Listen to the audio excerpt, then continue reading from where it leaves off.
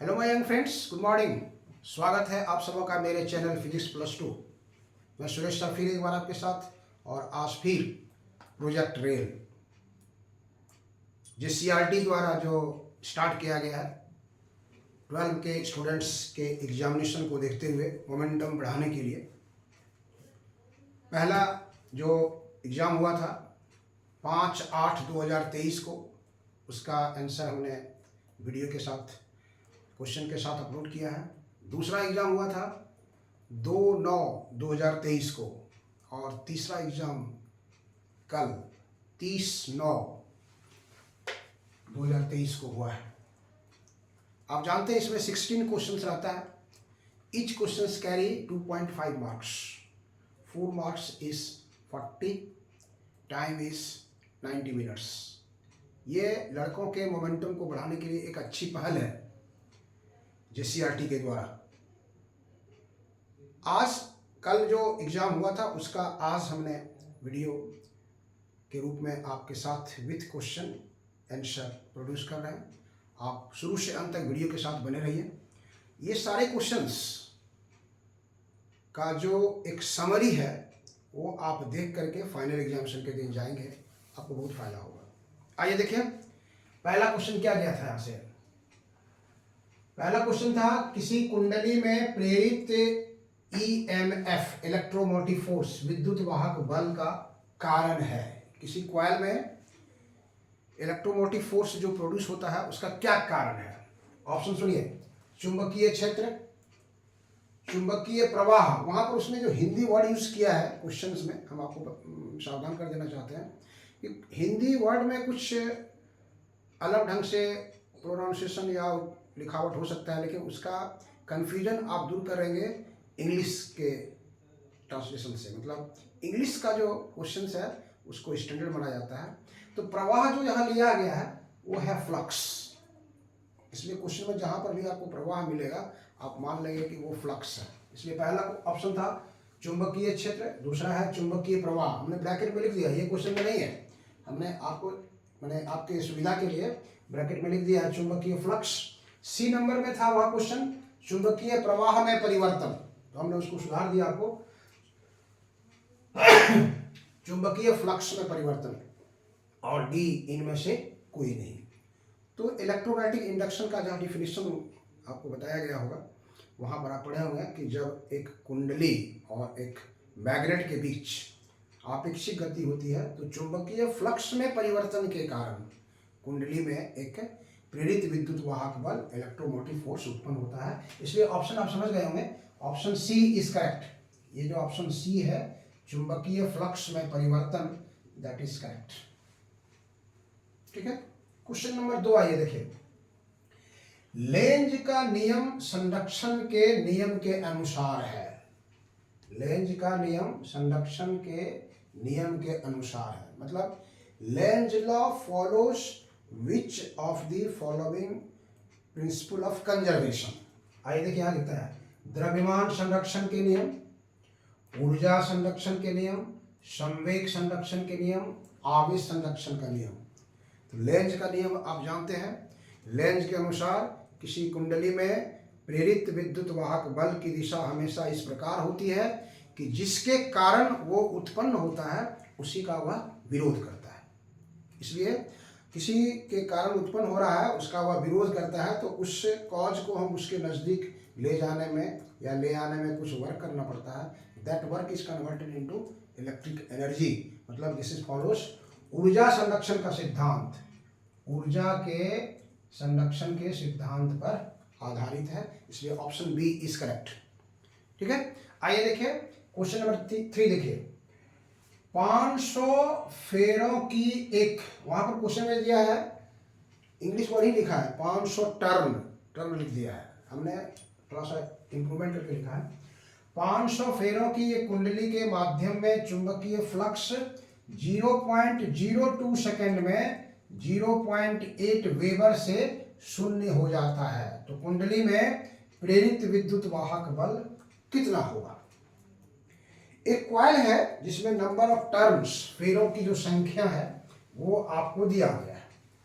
उसके बाद चुंबकीय फ्लक्स में, मैग्नेटिक फ्लक्स में जो परिवर्तन होता है वो दे रहा है 0.8 वेबर से 0 हो जा रहा है कितना सेकंड में, तो वो आपको बता रहा है 0.02 सेकंड में। मतलब यहां पर आपको दे दिया है n दे दिया है 500 और dt दे दिया है आपको 0.02 सेकंड, और ये डी फाई जो है चुंबकीय फ्लक्स में जो परिवर्तन हो रहा है 0.8 माइनस 0, हम लोग मान लेते हैं 0.8 वेबर, ये आ गया। तो कुंडली में ईएमएफ जो प्रोड्यूस होगा that is according to Lenz law, sorry Faraday law. तो फैराडे लॉ आप जान रहे हैं, E equal to L D phi by D T, ये जो है E equal to L D phi by, sorry N D phi by D T, N D phi by D T. तो N आपको यहाँ दिया हुआ है 500, डी फाई दिया हुआ आपको 0.8, डी टी दिया हुआ है 0.02।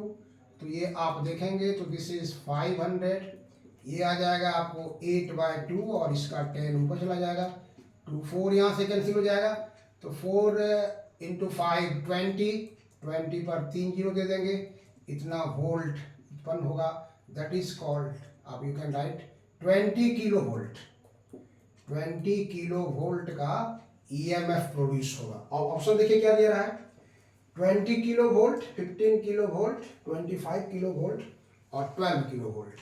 तो आपका ऑप्शन जो है A is correct, option A is correct. Question number 4 आइए देखिए, निम्नलिखित में से कौन सा उपकरण ईडी धारा पर कार्य नहीं करता है। ये ईडी इंग्लिश में लिख दिया है, ईडी मतलब EDDY, ईडी धारा, ईडी करंट को हिंदी में कौन से बुक में मिलेगा आपको, भंवर धारा, इसलिए हमने अपने से इसको क्वेश्चन में ऐड किया है, ईडी धारा के बगल में लिख दिया है भंवर धारा, क्योंकि मैक्सिमम बुक्स में आपको हिंदी वाले में भंवर धारा का ही रूप में मिलेगा, इसलिए यहाँ लिखे हम लोग कि निम्नलिखित में कौन सा उपकरण ईडी धारा भंवर धारा पर कार्य नहीं करता है। मतलब you have to know about the application of eddy current, eddy current का कहाँ कहाँ उपयोग किया जाता है ये आपको पढ़े होंगे, उसमें आप देखते होंगे विद्युत गाड़ी में जो ब्रेक लगता है उस पर लगता है, प्रेरण भट्ठी है, स्पीडोमीटर है और सारे उपकरण हैं जहाँ पर यूज इसका किया जाता है। तो यहाँ देखिए क्या कहता है, किसमें कार्य नहीं करता है, प्रेरण भट्ठी, ये इंडक्शन फर्नेस है, इसमें कार्य करता है। यहाँ ट्रांसफार्मर में है, स्पीडोमीटर है, इसमें कार्य करता है। विद्युत चुंबकीय ब्रेक, इलेक्ट्रोमैग्नेट ब्रेक है, ये इलेक्ट्रोमैग्नेटिक ब्रेक्स मतलब जो इलेक्ट्रिसिटी से जो ट्रेन वगैरह चलती हैं वहाँ पर ब्रेक जो लगाया जाता है उसमें ईडी करंट उत्पन्न होता है और गाड़ी को रोकने में मदद करता है। Only here is transformer, transformer जो है ईडी करंट पर कार्य नहीं करता है। ट्रांसफार्मर ईडी करंट के चलते इसमें एनर्जी लॉस होता है, ट्रांसफार्मर में ईडी करंट के चलते एनर्जी लॉस करता है, मतलब it does not work on the basis of eddy current. ये इसका option C, option B, sorry option B is correct. Question number 5 आइए देखिए, एसी परिपथ में शुद्ध संधारित्र, वर्ड पर ध्यान दीजिएगा, शुद्ध संधारित्र में व्यय होने वाली औसत शक्ति कितना होती है। मतलब प्योर कंडेंसर है, मतलब ऐसा सर्किट में है जिसमें कोई दूसरा कंपोनेंट नहीं है, ओनली कंडेंसर है, तो उस कंडेंसर में एनर्जी, एवरेज एनर्जी कितना लॉस करेगा, हाफ CV², CV², 2CV², 0, कौन सा उसमें ऑप्शन सही है। तो आपको एनर्जी, एसी सर्किट में एनर्जी का जो फॉर्मूला होता है, एनर्जी जो कंजम्पशन का फॉर्मूला है वो आपको याद होना चाहिए, और आप जानते हैं एनर्जी कंजम्पशन का जो फॉर्मूला है P average is equal to VRMS IRMS into cos phi, इसको पावर फैक्टर के रूप में हम लोग लेते हैं। फॉर्मूला है आपको हम लोग जानते हैं उसके लिए कि P एवरेज औसत शक्ति आकर है, औसत शक्ति ये है आपको VRMS into IRMS into cos phi, phi है phase angle between voltage and current. लेकिन ये शुद्ध संधारित्र के लिए, संधारित्र के जो है संधारित्र के लिए आप जानते हैं कि संधारित्र के लिए ये जो फाई का वैल्यू होता है that is 90 degree, this is 90 degree है। तब यहाँ पर आप पुट कर सकते हैं P average is equal to V RMS into I RMS into cos 90। cos 90 is 0, cos 90 is 0, इसलिए टोटल पावर जो हो जाएगा वहाँ पे 0 हो गया। मतलब अगर कोई सर्किट में कंडेंसर है तो उसके कारण उसमें किसी प्रकार का पावर कंजम्पशन नहीं होता है। अगर इस जगह पर इंडक्टर भी रहता, जिसको हम लोग स्व प्रेरकत्व कहते हैं, कुंडली कॉइल, अगर ये कॉइल भी रहता ये L, तो इसमें भी फाई 90 होता है और तब इसके कारण भी कोई पावर कंजम्पशन नहीं होता है। तो क्वेश्चन की जगह पर शुद्ध संधारित्र की जगह पर शुद्ध स्व प्रेरकत्व भी लिखा हो सकता है, इसलिए वहां पर भी उसका आंसर 0 आएगा। इसलिए ऑप्शन डी इज करेक्ट। यहाँ पर आप देख रहे हैं ऑप्शन डी जो है वो करेक्ट। आइए क्वेश्चन नंबर 6 देखिए क्या कहता है। एसी का आरएमएस मान दिया हुआ है 220 वोल्ट, तो कहता है इसका पीक मान क्या होगा। पीक, क्वेश्चन में पीक ही लिखा हुआ है और इसको हिंदी में अगर लिखेंगे तो कहेगा महत्तम, अधिकतम मान क्या हो सकता है, अधिकतम मान उसका क्या हो सकता है अगर आरएमएस दिया हुआ है। तो आरएमएस और पीक वैल्यू के बीच आप एक रिलेशन है जिसको आप जानते हैं, V RMS equal to V naught by root 2, V RMS equal to V naught by root 2। Peak correct, peak value हुआ ये, इसलिए वी नॉट बराबर हो जाएगा V R M S into root 2, this is 220 और रूट 2 का value आप जानते हैं 1.414। इसको आप सोल्व कर देंगे तो ये लगभग 311 वोल्ट के आसपास आएगा, 311 वोल्ट के आसपास आएगा। ऑप्शन देखिए यहाँ पर क्या कर रहा है, 220 वोल्ट, 311 वोल्ट, 211 वोल्ट, 50 वोल्ट, इसलिए option B is correct. Option B जो है 311 वोल्ट वो उसका सही आंसर। क्वेश्चन नंबर 7 में आइए देखिए। एक गतिमान चालक कुंडली में उत्पन्न प्रेरित विद्युत वाहक बल किसके अनुरूप होता है, किस नियम के अनुसार वो उत्पन्न होता है। तो हम लोग जानते हैं कि चालक अगर चुंबकीय क्षेत्र में गति कर रहा है तो चुंबकीय फ्लक्स में परिवर्तन होगा और चुंबकीय फ्लक्स में परिवर्तन के कारण प्रेरित विद्युत वाहक बल उत्पन्न होता है। ये हम लोग का नियम था, लेंज का नियम, इसलिए यहाँ पर दिया है, सॉरी फैराडे का नियम। तो ये है लेंज का नियम, कूलम का नियम, फैराडे का नियम और एम्पियर का नियम, इसलिए option C is correct. Option C जो है वो करेक्ट होगा। क्वेश्चन नंबर 8 में आइए। एल स्वप्रेरकत्व की दो कुंडली समानांतर क्रम में जुड़ी हुई है तो उनका समतुल्य प्रेरकत्व कितना होगा। तो कॉइल जो है एक तरह का रेसिस्टेंस जैसा काम कर रहा है यहाँ पर से, तो वो दो ठो इस तरह से जुड़ा हुआ है। एक कॉइल ऐसे है, इसका वैल्यू अगर मान लीजिए एल है और दूसरा भी ऐसे जुड़ा हुआ है, दूसरा भी इसी तरह से जुड़ा हुआ है, ये भी एल है, ये भी एल है। तो ये पैरेलल वाला फॉर्मूला लगता है इसका, जो लिख सकते हो 1 बाय दोनों का एल प्रेरकत्व समतुल्य प्रति जो है, अगर इसको हम एल पी मान लेते हैं, एल पी मान लेते हैं, this is 1 by L plus 1 by L that is 2 by L, इसलिए L P is equal to L by 2, L P जो हो जाएगा एल बाई 2 हो जाएगा। ऑप्शन देखिए यहाँ पर, ए में है 2l, बी में है एल बाई 2 और इसमें सी में है एल और डी में है 0।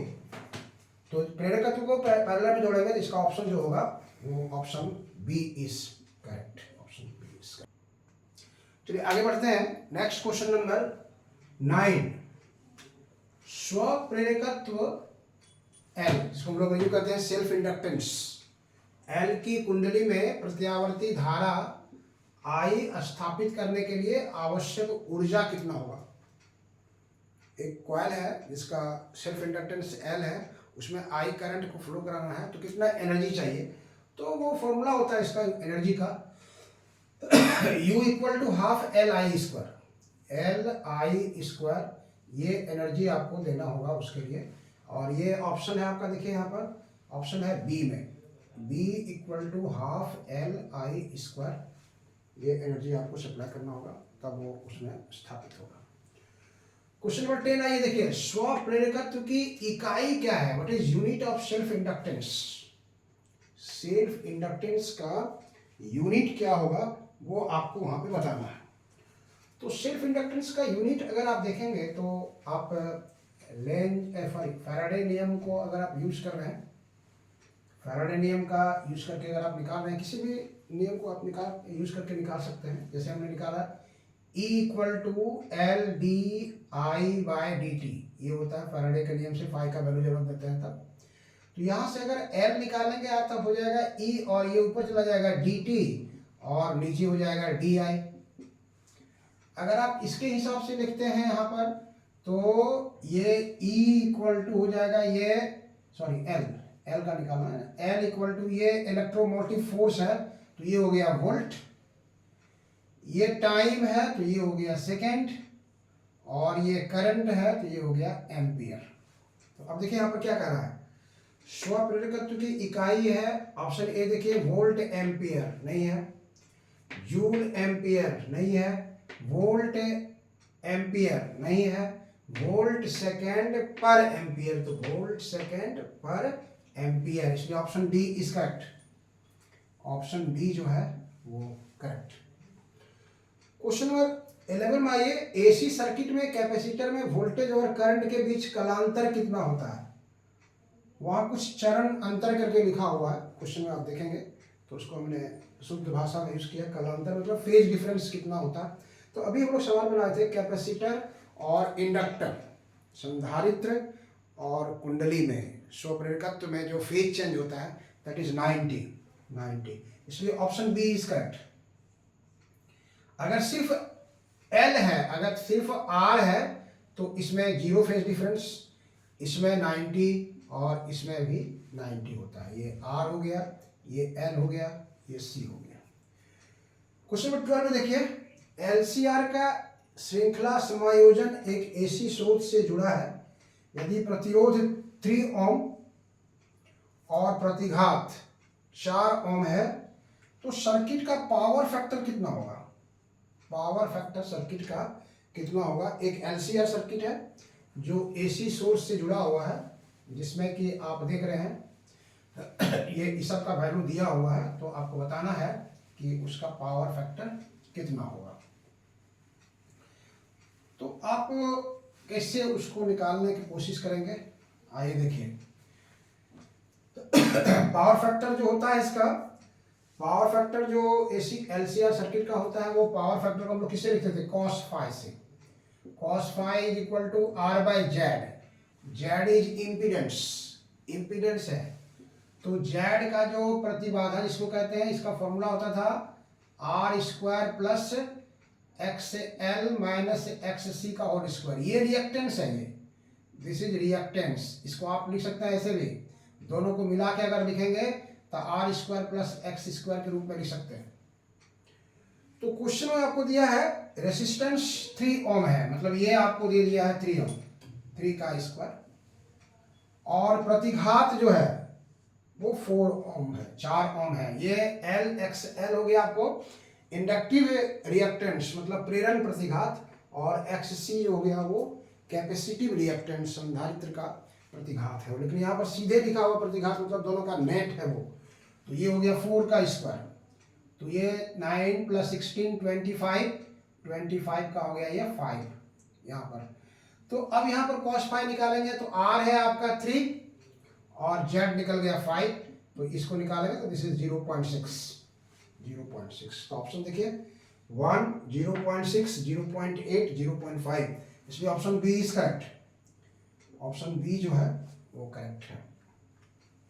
क्वेश्चन नंबर 13 में आइए, 1 हेनरी प्रेरकत्व का एक कुंडली, 1 हेनरी यहाँ एल दिया हुआ है, कुंडली 220 वोल्ट 50 हर्ट्ज के सोर्स से जुड़ा हुआ है, तो उसमें धारा का पीक वैल्यू कितना होगा। पीक वैल्यू करंट का पीक वैल्यू कितना होगा वो आपको वहां पे निकालना है। तो पहले देखिए क्या क्या दिया हुआ है और कौन सा फॉर्मूला हम यूज करेंगे कि उसमें हम करेक्ट आंसर निकाल सकते हैं। तो कॉइल है तो कॉइल का रेसिस्टेंस पहले आपको निकालना होगा, दैट इज कॉल्ड रिएक्टेंस, और रिएक्टेंस का फॉर्मूला अभी हम लोग देखते हैं। रिएक्टेंस का फॉर्मूला होगा आपको ये है आपका सेल्फ इंडक्टेंस, तो एल से लिखेंगे उसको एक्स एल, और एक्स एल जो होता है X L is equal to omega L. Omega मतलब 2 पाई एफ इंटू एल, ये हो गया 2 पाई इस 3.14, आप हम लोग यहाँ पे इसको 3.14 कर देते हैं, या सीधे हम पाई भी रखते हैं, कोई दिक्कत नहीं है। 2 पाई और एफ का वैल्यू 50 हर्ट्ज है, यहाँ देखिए 50 हर्ट्ज है, ये एफ का वैल्यू 50 हर्ट्ज है, और एल का वैल्यू यहाँ 1 हेनरी दिया हुआ है इंटू 1, तो ये हो गया 100 पाई ओम, इसका आ गया इसको। अब यहाँ से आप निकाल लीजिए IRMS, तो IRMS V बाय एक्सएल हो गया। V यहाँ दिया हुआ है 220 वोल्ट, ये देखिए 220 वोल्ट है, और एक्सएल का वैल्यू आप निकाले 100 पाई, इसको आप निकालेंगे यहाँ से तो ये लगभग 0.7 एम्पियर आएगा, 0.7। तो आपको निकालना है यहाँ पर कौन सा वैल्यू, पिक करंट निकालना है।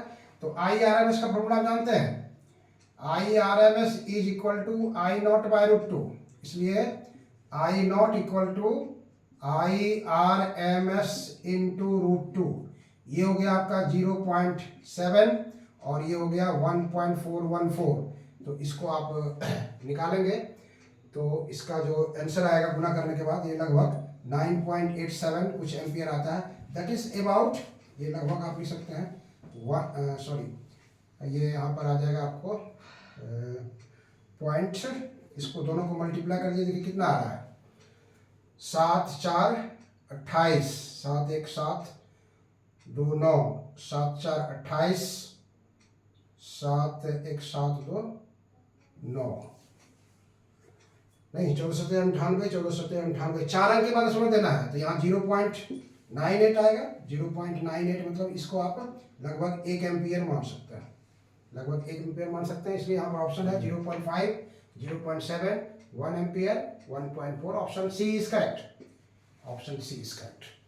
क्वेश्चन नंबर 14 में आइए, देखिए स्टेप डाउन ट्रांसफार्मर में क्या बढ़ता है, स्टेप डाउन ट्रांसफार्मर में क्या बढ़ता है, वोल्टेज, करंट, पावर, इसमें से कोई नहीं, वोल्टेज, करंट, वोल्टेज, धारा, शक्ति, इसमें से कोई नहीं। कौन सा क्वांटिटी है जो स्टेप डाउन ट्रांसफार्मर में बढ़ता है, स्टेप डाउन ट्रांसफार्मर में क्या बढ़ता है, ये क्वेश्चन दे रहा है, क्या बढ़ता है। तो ट्रांसफार्मर में जो होता है आइडियल ट्रांसफार्मर में पावर कांस्टेंट होता है, पावर कांस्टेंट होता है, तो power is V into I, power equal to V into I. अगर स्टेप अप वोल्टेज है, मतलब वोल्टेज बढ़ा देने वाला, तो वोल्टेज अगर बढ़ेगा तो करंट घट जाएगा, और अगर स्टेप डाउन है तो वोल्टेज अगर घटेगा तो करंट बढ़ जाएगा। तो क्या बढ़ाता है वो, करंट बढ़ाता है। स्टेप डाउन ट्रांसफार्मर में क्या बढ़ाता है, दैट इज करंट, ये करंट को बढ़ाता है।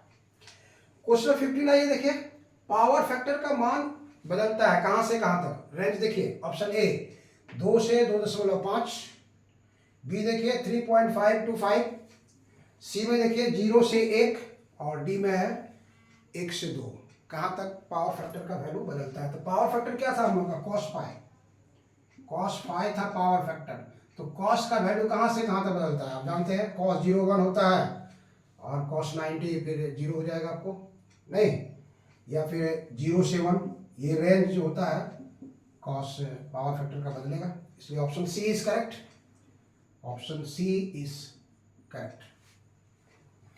क्वेश्चन नंबर 16 देखिए, 100 मिली हेनरी की एक कुंडली में 1 एम्पियर की विद्युत धारा प्रवाहित करने के लिए चुंबकीय क्षेत्र में संचित ऊर्जा कितना होगा।